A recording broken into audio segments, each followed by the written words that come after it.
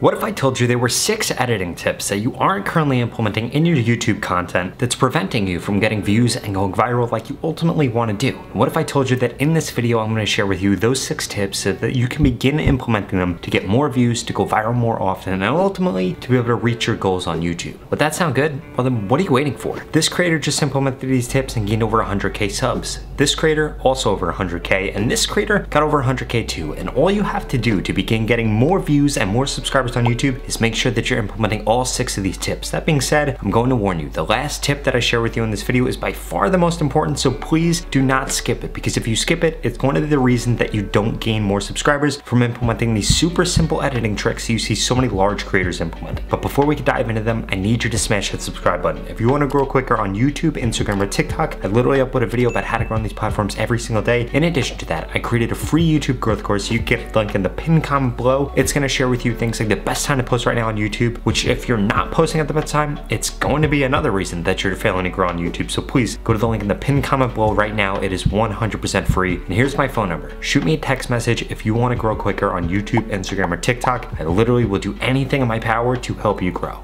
Trick number 1 is making sure that you're looping your videos. Now, a lot of people have no idea how to loop their content. When it comes to short form content, you need to make sure that you are always adding a loop into the short form content. And the way that you're going to do this is you're going to get rid of the first 3 seconds of your video, put it at the end of your video, and get straight into it. So essentially, this works for 2 reasons. 1, because a lot of times viewers have no idea that the content's looping, and they don't realize until they're 150% through the video, which yes, means that they watch the video once and then are watching the video again, and that means that you just got an increase in the average view duration, an increase in the average watch time, and this is good across all platforms. The second reason is because a lot of you guys start off your video in a BS way and don't get straight into it. So what does this mean? You getting rid of the first 3 seconds actually brings you to the real hook of your video, which again, increase the amount of people that end up watching your video, because the largest drop off that you're gonna see on short form content doesn't come at the 50% mark, not at the 25% mark, definitely not the 90% mark. It actually comes in the first 3 to 5 seconds of your video, and if you're able to get straight into it, well then boom, you're able to keep people for a longer period of time, because that is the hardest hump for you to actually get over as a content creator.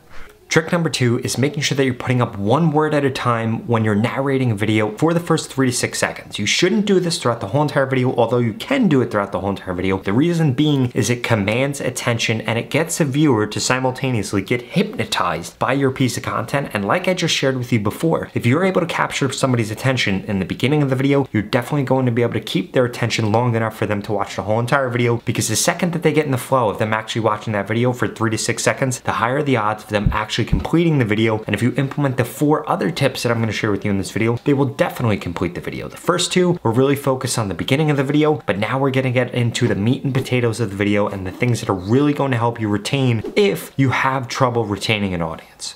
Which brings me to trick number 3, which is you need to make sure that you're constantly changing the background. If it's a short form piece of content, every 3 to 5 seconds, the background should be changing. On long form pieces of content, it should be changing every 30 seconds outside of the first 30 seconds of the video. The first 30 seconds of the video, you should have constant clip changes. Go look at Mr. Beast, look at Graham Stephan, look at anybody that's successful on YouTube. You're gonna see that they have constant clip changes in the beginning of their content. The reason that they do this is because, again, you need to engage that viewer in the beginning of the video, but then after that, it can be longer. If it's a short form piece of content, you're gonna wanna do it a lot in the beginning, and then it can be every 5 to 7 seconds. I wouldn't do much longer than that. And you need to make sure that if your content is just you talking on screen, you need to be adding in B-roll, you need to be adding in things that are popping up on the screen, because if you're not doing that, you're not resetting the viewer's brain, because everybody right now has been tricked into having a really short attention span because of Instagram Reels, because of TikTok, because of YouTube Shorts. So you need to make sure that your long form piece of content or your short form piece of content actually feels like multiple pieces of content, and that you're constantly giving their brain a hit of dopamine so that they don't get bored and swipe off of your video.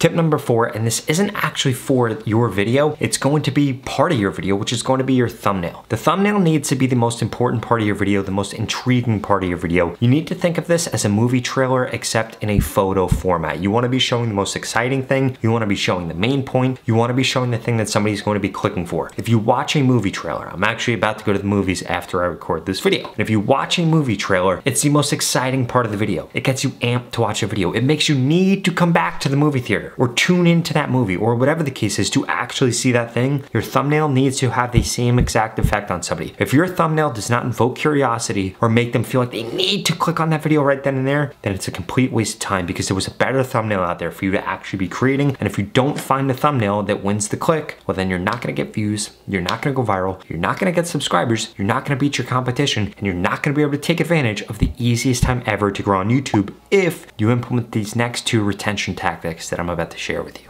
And just so you know, this isn't gonna be one of those tricks, but if you guys haven't noticed yet, every 45 to 60 seconds, I have a transition sentence that actually gets you to continue to watch the video. The reason that I do this is if I didn't do this, you might forget why you clicked on the video in the first place and why you're here, which is going to lead to drop off. Me constantly having those transitions and getting people to continue to stay and continuing to warn you that the last part of this video is the most important, and then delivering on that increases the odds that you actually complete the video all the way through to the end. And this is something that you guys need to make sure that you're implementing in your content. Again, this was a bonus tip. It's not necessarily something that I was going to put in this piece of content, but I just realized that I was doing it subconsciously. In the beginning, I used to script it into all my content. Now I kind of know that I have to do it in certain places. And whether you're doing educational content or entertaining content, you need to have the same thing. If you're doing entertaining content, this type of thing comes in a plot twist or something that gets somebody to continue watching the video because something that wasn't supposed to happen happened, and now that introduces some type of challenge into the piece of content.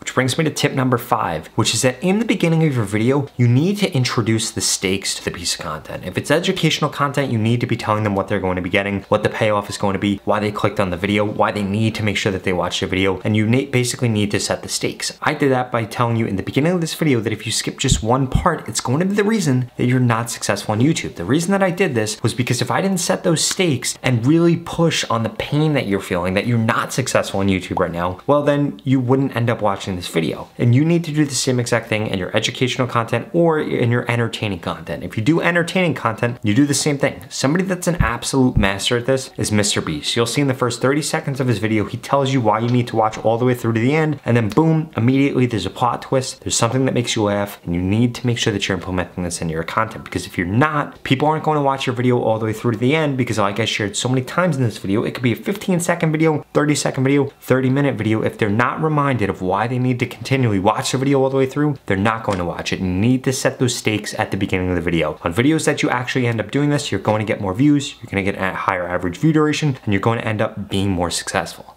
And this brings me to tip number 6, that is really going to be the kicker. If you're trying to get more subscribers, you're trying to get more views, it's going to be that you have a call to action after your hook in your piece of content. Way too many creators make the mistake, they put a call to action all the way at the end of the video. If you're going to sell something, at the end of the video is going to be a better place to have a call to action. But if you're simply just asking them to save the piece of content, to subscribe, or to become a follower, it should be after your hook, and you need to make sure that you're doing it, because the hook is going to hook them in. You know that the relevant people that are your target demographic are going to be watching the video at that point. They're going to continue watching the video. They're convinced that they're going to watch the video, and then you add that call to action and you get them to subscribe, you get them to comment, you get them to do whatever you want them to do, and it needs to be super specific. It needs to be specific to that video. It needs to be specific to their interest. It shouldn't just be subscribe for more content. If you notice, the call to action that I added to the beginning of this video was, if you want to grow quicker on YouTube, which obviously I know you want to do because you clicked on this video, then smash that subscribe button. It gets you to confirm while you're there, and it gets you to do that call to action, which ultimately ends up with me gaining more subscribers, me getting bigger, my videos getting pushed out more. Now, if you guys want to get guaranteed subscribers on YouTube, I strongly suggest that you continue watching this video, because I'm going to share with you a unique opportunity that'll add all the creators that I share with you earlier in this video to gain 100,000 subscribers in a short period of time. The same thing can happen to you if you continue watching and take advantage of this. Finally, I just launched my YouTube Shorts mentorship program, which guarantees that I can help you grow on YouTube in just 30 days. If you want to find out more, go to the link in the description, but to put it simply, you're going to go through 6 steps to becoming a YouTube Shorts expert. Then I'm going to make you a personalized plan. I'm going to tell you exactly what to post, what titles to use, what thumbnails to use, what descriptions to use, what tags to use, what your content should actually look like, how your editing should be, and so much more. And then for the next 30 days, I'm going to critique your content to guarantee that you grow. It's incredibly simple. If you don't grow on YouTube in the 30 days, I'm going to give you your money back, 0 questions asked. This is not just a course. This is not just information. It's me actually telling you exactly what to do, critiquing you, consulting, me coaching you on how to be a full-time YouTuber, how to grow grow on YouTube, how to reach your goals on YouTube. And again, if you don't grow on YouTube in the 30 days, you get your money back, 0 questions asked. There's absolutely no risk for signing up. The only risk is not taking advantage of this situation right now with YouTube Shorts and growing on YouTube. So please do not be somebody that does that. That being said, if you're not interested, just watch the next 2 videos I'm gonna put up on the screen because they're the videos that YouTube thinks you should watch next. Thank you so much for watching.